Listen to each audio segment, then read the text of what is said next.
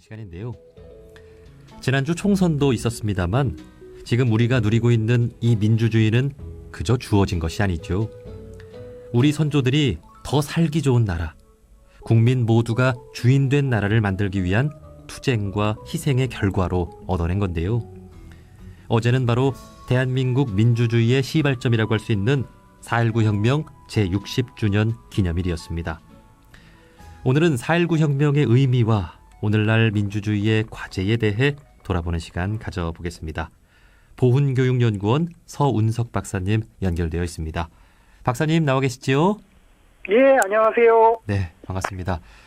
자, 우선 이 보훈이란 말 종종 들어보셨겠습니다만 잘 모르시는 분들도 계실 것 같은데요. 이 보훈이란 무엇이고 보훈교육연구원은 어떤 일을 하는 것인지요? 예, 먼저 보훈의 개념과 관련하여 답해 보면은요, 보훈의 본질은 국가를 위해 희생하거나 공헌한 사람들에 대한 보답입니다. 그래서 보훈 정책은 국가가 존립을 유지하고 발전하는 과정에서 수많은 국가 유공자들의 희생이 있었기 때문이라는 것을 그대로 인정하고요. 그에 대한 보답은 국가와 국민의 기본적 책무라는 인식에 기초해가지고 그들의 명예로운 생활이 유지, 보장되도록 하는 데 있습니다. 그래서요, 보훈은 나라를 위한 헌신이 명예롭고 존중받는다는 확고한 믿음을 가지게 함으로써 국가 공동체의 지속적 발전을 위한 정신적 가치를 확산하는 중요한 역할을 합니다. 예. 이런 차원에서 저희 보훈교육연구원은요, 우리 일반 시민들의 보훈 의식을 교육하고요, 이를 통하여 우리 사회의 보훈 문화를 확산하는 교육 및 연구기관입니다. 그리고 예. 첨부하자면은요, 우리는 우리 한국 사회에서 유일한 보훈 전문 교육기관이라고 생각하시면 되겠습니다. 네. 국가를 위해 헌신하고 희생한 사람들 그리고 그 유족들을 대우해주지 않는다면 그 누가 국가를 위해 나서려고 하겠습니까? 네, 그렇죠. 예, 자 그러한 가치를 교육하는 그런 보훈교육연구원인데요. 네. 자 어제가 바로 4.19 혁명 제60주년 기념일이었습니다. 이 4.19 혁명 왜 일어나게 된 건지 설명을 좀 해주시겠습니까? 예, 4.19 혁명이 일어나게 된 직접적인 계기는요, 이승만 정부가 주도한 1960년 3월 15일의 부정선거입니다. 당시 여당이었던 자유당은 대통령 선거, 부통령 선거에서 각각 이승만과 이기붕을 당선시키려고 했어요. 예. 그러나 이미 대중의 지지를 이룬 자유당은 선거운동이 순조롭지는 않았습니다. 거듭되는 부정선거 반대 시위에도 불구하고 1960년 3월 15일 예정대로 정부통령 선거가 진행되었습니다. 이 과정에서 자유당은 각종 불법 부정행위를 자행합니다. 이에 전국에서 시민들의 항의는 계속되고요. 예. 특히 야당성이 강한 마산에서 일어난 사건은 3.15 이거라는 이름으로 이 4.19의 시발점이 됩니다. 이 3.15 이거를 잠깐 설명드리면요, 이날 약 1만 명의 시민 학생이 마산시청 일대에 모여들었습니다. 그때 경찰은 이들을 진압하려고 총과 체류탄을 발사합니다. 이로 인해 8명이 죽고 70여 명이 부상을 입었으며 200여 명이 연행됐습니다. 예. 이 과정에서 우리가 잘 아는 고등학생 김주열의 눈에 체류탄이 관통하게 됩니다. 그러니까 당연히 김주열은 즉사했겠죠. 네. 그런데 김주열은 실종이 되는데 4월 11일 마산 앞바다에서 그의 시신이 떠오릅니다. 그래서 얼굴에 체류탄이 박힌 김주열의 시신을 보면서 마산 시민들은 더욱 강렬하게 시위를 벌이죠. 그리고 이 사건은 전국으로 퍼져나갑니다. 예. 그리고 이제 4월 18일 날 서울에서 이제 고려대 학생들의 시위가 시작됩니다. 이 당시 고려대 학생들은 국회 이사당까지 행진하며 재선거 실시를 요구하는데요. 이 과정에서 많은 수의 학생들이 정치 깡패들의 습격을 받고 피해를 입습니다. 그리고 그 다음날, 이게 4월 19일이죠. 다음날 이 소식이 전해지면서 대학생은 물론 고등학생, 일반 시민, 어린아이까지 이제 시위에 합세하여 그 당시 시위 인원이 한 10만 명 육박하게 됩니다. 예. 이승만 정부는 이들을 폭력적으로 이제 진압하고 그래서 이제 100여 명에 넘는 사망자가 발생했습니다. 이승만 정부는 이제 계엄령까지 선포하였으나 사태를 수습하지는 못하거든요. 그래서 결국 이승만은 4월 26일 시민들의 요구에 따라서 하야 성명을 발표하게 됩니다. 예. 시민들의 힘을 통해 가지고 독재가 종결되는 거죠.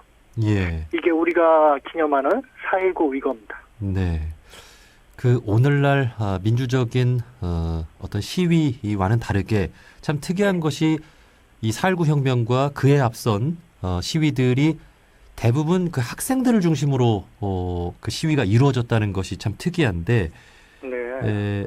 그 60년 전만 해도 이 민주주의라는 것이 당시 사람들에겐 익숙하지 않았던 거죠. 예, 정확하게 지금 짚으셨는데요.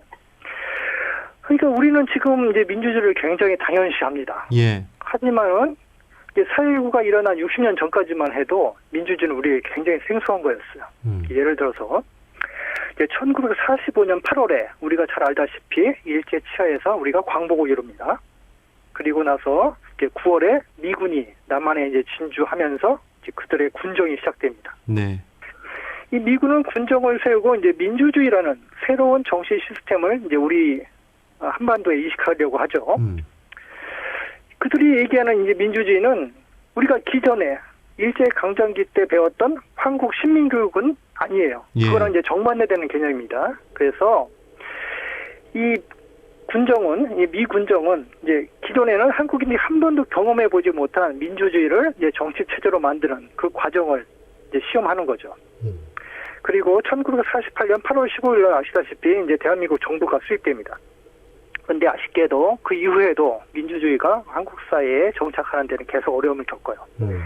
왜냐하면은 우리 일반 국민들은 물론이고 정치인들을 비롯한 사회 지도층들도 대부분 일제 치하 일본식 교육을 받았기 때문입니다. 예. 즉 그 사람들도 민주주의가 뭔지 잘 몰랐다는 거예요. 다시 말해서 당시 민주주의를 이해하는 사람이 극히 일부에 불과했습니다. 그리고요, 1950년 6월 25일 우리가 잘 아는 6.25 사변이 일어납니다. 예. 그래서 6.25 사변이 일어나면서 모든 것들이 혼란에 빠져요. 그래서 그 6.25의 피해를 극복하고 또 폐허에서 다시 일어나기 위해서 뭐 민주주의라는 거에 대해서 생각해볼 그런 여지가 없게 됩니다. 예. 이런 상황이었습니다. 예. 그러니까 지금 말씀해 주신 대로 민주주의라는 것을 처음 접해본 중고등학교 학생들이 먼저 시위에 나서고 전 국민으로 확산이 되면서 아, 민주주의라는 게 이런 거구나라는 것을 생각해 볼 수 있는 계기가 됐던 거죠. 예. 그게 굉장히 중요합니다. 이 4.19와 관련해가지고 왜 학생들의 민주주의가 중요한지 그런 것들이 굉장히 그 가시적으로 드러나는데요. 그 나약했던 한국 민주주의는 이제 4.19 혁명으로 그 입지를 굳건하게 합니다. 이제 4.19 혁명은 사실은 모든 시민들이 참여해 이룬 결과이지만 그 중심에는 젊은 학생들이 있었습니다. 예. 이제 이 사람들은 이제 4.19의 촉매자가 됐는데 이들은 다행히 일제 강점기 군국주의 교육을 받지 않았고요. 체계적으로 민주주의 교육을 받은 그런 새로운 세대였어요. 지금 이미 60년이 지났지만은 그 당시에는 이 사람들이 완전히 신세대였다는 거죠. 예. 이들은 시민과 결합하여 스스로 독재를 무너뜨렸습니다. 그래서 해방 후 약 15년 만에 민주주의가 이제 드디어 빛을 보게 되는 거죠. 당시 학생들과 시민들은 4.19 세대의 핵심이었습니다. 이들은 단순히 민주주의에 대한 지식을 학습한 것이 아니었고요. 이들의 민주주의는 용기와 실천이 함께한 살아있는 지식이었습니다. 네. 4.19 혁명의 결과는 시민들에게 스스로 자기 자신의 손으로 민주주의를 성취할 수 있다는 그런 자신감을 심어준 굉장히 중요한 사건이라는 겁니다. 예. 그 이 4.19 혁명 관련된 자료를 보면 중고등학생들이 나서서 시위를 하고 그 가족들이 나서고요. 또 초등학생들도 나서서 우리 가족들에게 총칼을 함부로 내세우지 말라고 그렇게 초등학생들도 나서는 모습까지도 볼 수 있었는데요. 자, 그렇다면 이 4.19 혁명을 시작으로 해서 우리나라의 민주주의가 계속해서 발전해 나가게 됐을 것 같은데 그 이후에는 또 어떤 일들이 있었습니까? 예, 말씀하신 것처럼 이제 4.19 혁명 이후로 한국의 민주주의가 계속해서 이제 발전해 나갑니다. 근데 그게 순탄하지는 않았어요. 예를 들어서 4.19 혁명 이후에는 우리가 두 번의 군사 쿠데타를 겪습니다. 예.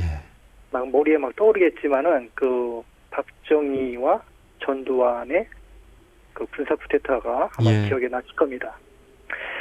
이렇게 탄생한 군사 정권은 계엄령과 군을 이용해가지고 시민과 민주주의를 탄압하였습니다.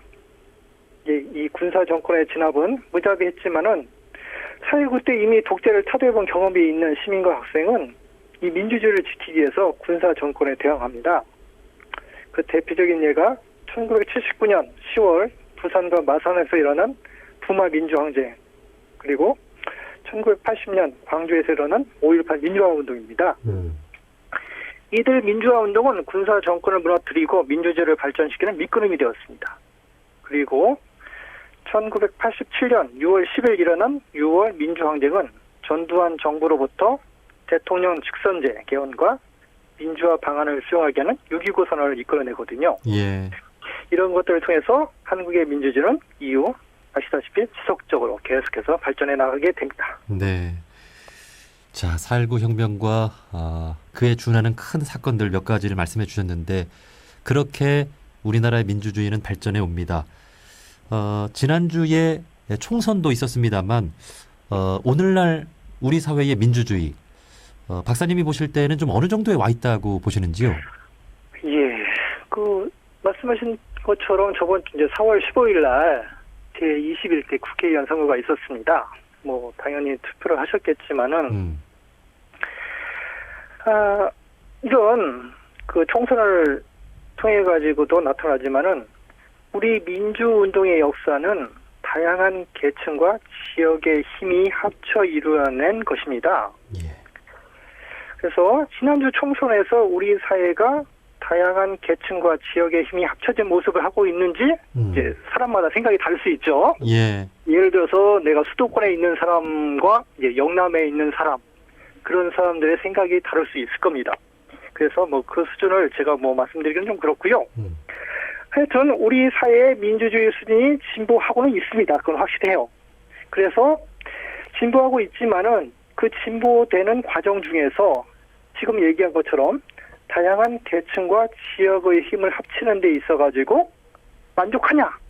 이런 문제가 있을 수 있습니다. 예. 그래서 예를 들어서 다양한 계층과 지역의 힘을 합치는데 만족한다 하면은 그렇게 생각하는 사람은 우리 민주주의 수준을 그 수준으로 아마 인정할 것 같아요. 예. 그리고 이번 총선에서 나타났지만은 계층과 지역의 힘을 합치는데 일부 부족하다. 그렇게 느끼는 분이 있을 수 있는데 그런 분들은 우리 한국 사회의 민주주의 수준은 아직 그 진보하는 과정 중에 이 정도 수준에 있을 것이다. 라고 아마 판단하실 수 있을 것 같습니다. 예. 그리고요, 이것 말고 한 가지 더 말씀드리고 싶으면은 우리 사회의 지속적인 발전에도 불구하고 한국의 민주주의는 이런 사회 통합과 남북 화합을 어떻게 이끌어낼 것인가 하는 과제를 안고 있다고 생각됩니다. 예를 들어서 아시다시피 뭐 흑수저, 뭐 금수저 그런 얘기를 하지 않습니까? 네. 이번 총선에서 과연 흑수저들의 요구가 충분할 만큼 반영되었느냐? 뭐 그런 질문을 할 수 있겠죠. 네. 그래서 그런 사람들의 요구가 다 반영되는 그런 수준이 된다면은 우리의 민주주의 수준은 상당한 수준에 있다고 보고요. 그리고 또 하나가 이 남북 화합입니다. 뭐 아시다시피 우리 사회는 지금 이제 분단되어 있고 이제 통일을 지향하는 그런 과정이지 않습니까? 네. 근데 뭐 북쪽은 뭐 지금 우리가 어떻게 할 수 있는 상황이 아니라서 남쪽만 놓고 봤을 때 남쪽 사회도 이 통일과 또는 북한을 보는 시각이 다를 수 있습니다. 예. 그 시각이 다른 건 좋아요. 근데 그 다른 시각을 어떻게 조화시키느냐. 그게 곧 민주주의 과정입니다. 예. 그래서 이렇게 사회 통합과 남북 화해를 어떻게 푸느냐. 이게 우리 사회의 민주주의 수준을 가늠하는 한 지표가 될 수 있겠다라고 생각합니다. 예. 그 남북 관계 개선하고 평화를 이루어 나가야 하는데 그에 대한 어떤 정치권의 대화가 좀 많이 부족하다는 그런 말씀인 것 같고요. 그리고 흑수저 또 우리 청년들 그리고 오늘 장애인의 날이기도 합니다만 장애인 그리고 이주민들 이렇게 소수자들의 입장을 대변하는 정치인들이 얼마나 많이 의회에 진입을 했느냐. 사실 이 부분이 앞으로 또 숙제가 되겠죠. 예, 그렇죠. 예. 자, 이번 총선에서 뭐 다들 동의하실 것 같은데요. 우리 국민들은 정부 여당에 힘을 실어줬습니다. 박사님이 보실 때 이번 선거에 나타난 국민들의 뜻은 무엇이라고 보시는지요? 아까도 잠깐 말씀드렸는데 우리는 1987년의 6월 항쟁과 또 2016년 겨울에 촛불혁명을 통해 가지고 우리 사회의 민주주의 수준을 확장시켜 오고 있습니다. 통치의 대상인 국민에서 스스로 세상의 주인인 시민으로 눈부시게 이제 성장하고 있는 중이죠. 이런 시민들의 눈높이를 살피고 보도우며 민주주의 심화를 위한 미래지향적인 일들을 추진해 나가야 합니다. 그래서 이번 선거에서 이제 국민들이 정부 여당에 힘을 실어줬다라는 지금 진행자 선생님의 말을 전도 동의하고요. 그래서 아까 얘기한 그 6월 항쟁이나 촛불혁명에 국민의 뜻이 이번 선거에도 역시 지속적으로 반영되고 있다고 봅니다. 예. 그래서 이런 것들은 뭐 관련 전문가들께서 뭐 따로 얘기하실 거니까 저는 그거는 조금 제외하고요. 이건 보훈과 관련돼서 한마디만 드리겠습니다. 우리 국가유공자들이 이제 우리 사회를 위하여 희생하고 공헌한 분들이라고 아까 말씀을 드렸어요. 예. 그럼 이분들이 바라는 한국 사회는 어떤 사회일까 한번 생각해 보자는 거죠. 이 국가유공자들이 자신의 목숨이나 재산을 아낌없이 희생하고 공헌하셨어요. 이런 분들이 우리 한국 사회가 뭐 불공정하고 뭐 부패 뭐 만연돼 있고 뭐 나약하고 뭐 분열돼 있고 그런 걸 바라지는 않았을 겁니다. 예. 이 국가유공자들은 뭐 우리 일반 시민들 없이 살 거예요. 그냥 공정하고 평화롭고 민주적인 사회를 바랐을 겁니다. 우리 국가유공자도 뭐 일반 시민들과 다른 분들이 아닙니다. 그래서 저는 이번 선거에 나타난 국민들의 뜻도 국가유공자의 뜻과 다르지 않다고 봅니다. 즉 이번 선거에서도 누가 더 공정하고 평화롭고 민주적인 사회를 만드는데 좀 더 기여할 수 있을까 이런 판단을 한 다음에 이번 총선에서 마지막 결정을 했을 거라고 생각합니다. 예. 자, 이렇게 말씀을 들으면서 우리가 앞으로 만들어가야 할 사회는 국가유공자들이 만들고자 했던 사회다라는 그렇죠. 그런 말씀을 들으면서 그 보훈교육연구원에서 아마 그러한 사회가 어떤 사회일까 많이 또 공부를 해오고 계실 것 같습니다. 좀 예, 그렇죠. 자주 그런 이야기를 좀 들을 수 있는 기회들을 마련했으면 좋겠다는 생각도 들고요. 예. 자, 그렇다면 국가를 위해 헌신한 분들이 오늘날 어떤 대우를 받고 있는가도 살펴볼 필요가 있을 것 같은데요. 그 우리 원불교에도 공도자 우대 정신이 있습니다. 대중을 위해 헌신한 사람들이 대우받는 세상을 만들어야 한다는 건데요.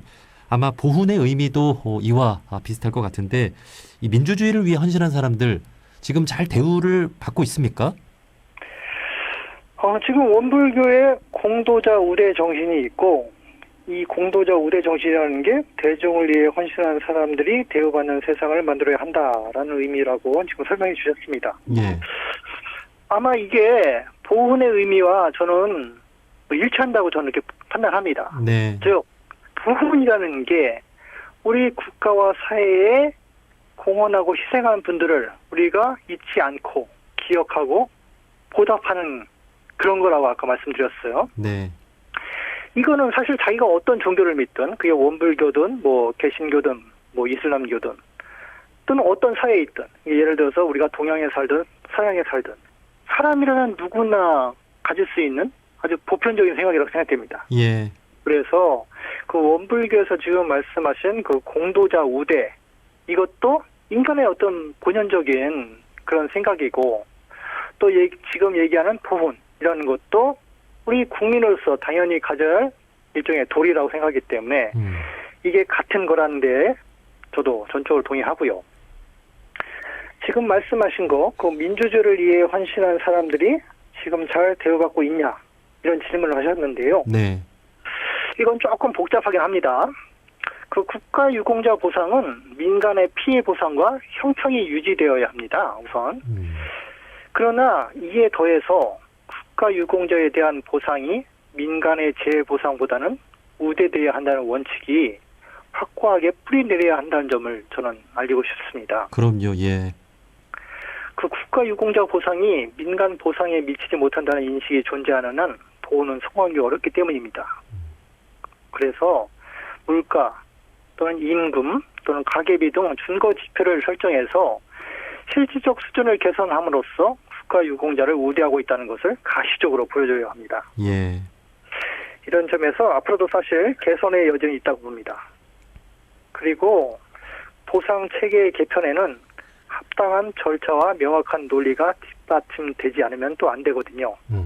이런 과정이 아까 얘기한 또 민주주의 원칙이 적용되는 그런 과정입니다. 네. 그래서 지금 얘기하는 민주주의는 보훈의 아까 얘기한 보상과도 밀접한 관련이 있다고 말씀드리고 싶습니다. 네. 자, 우리 개개인이 인생을 살아가는 가운데 국가와 사회를 위해 무엇을 할 수 있는가 고민해보고 또 실천할 수 있는 그런 사회를 만들기 위해서 이 보훈이 널리 또 확대될 수 있는 그런 사회를 만들어 가야 할 것 같습니다. 자, 마지막으로 이제 4.19 혁명 60주년을 어제 맞게 됐는데요. 마지막으로 우리가 꼭 기억해야 할 부분이 있다면 마지막으로 한 말씀 부탁드립니다. 예. 지금 한국의 민주주의는 60년 전과 비교해가지고 엄청나게 발전했습니다. 그러나 이것은 60년 전에 4.19 혁명이 없었다면은 사실은 불가능한 일이었습니다. 예. 4.19 혁명은 한국 민주주의 역사의 전환점이자 60년 민주화 운동의 모체이기 때문입니다. 그래서 우리가 4.19 혁명을 기대하는 이유가 여기 있습니다. 그래서 우리가 앞으로도 그렇지만 앞으로도 계속 그 4.19 혁명을 기념하고 이런 자리를 계속 가져야 하는 이유가 거기에 있다고 생각됩니다. 네. 오늘날의 우리 한국 사회 그저 주어진 것이 아니죠. 3.1운동을 비롯해서 한국 전쟁과 또 민주주의의 발전에 기여한 많은 분들의 헌신과 희생이 있었는데요. 이러한 이야기들 앞으로 보훈교육연구원과 종종 이야기를 나누면서 우리 모두가 되새겨야 할 그런 부분들에 대해서 함께 공부해 나갔으면 좋겠습니다. 자, 여기까지 말씀 듣도록 하겠습니다. 보훈교육연구원 서운석 박사님이었습니다. 오늘 말씀 고맙습니다. 예, 감사합니다.